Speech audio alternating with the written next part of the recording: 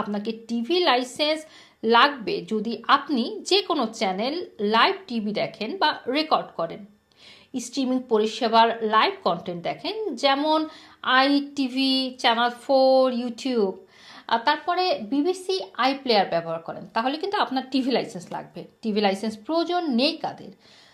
Video বা ব্লুরে disk দেখার জন্য টিভি ব্যবহার করলে, Netflix, Disney plus, Amazon prime video বা অ্যাপল টিভি দেখার জন্য টিভি ব্যবহার করলে, যদি না তাতে লাইভ কন্টেন্ট থাকে, অন ডিমান্ড কন্টেন্ট দেখেন।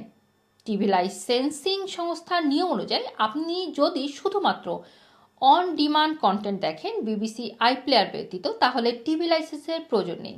যাদের জন্য বিনামূল্যে বা ডিসকাউন্টের টিভি লাইসেন্স প্রযোজ্য, ৭৪ বছরের বেশি বয়সী যেসব পেনশনভোগী পেনশন ক্রেডিট বেনিফিট পান, তারা বিনামূল্যে টিভি লাইসেন্স পাবেন। আইনত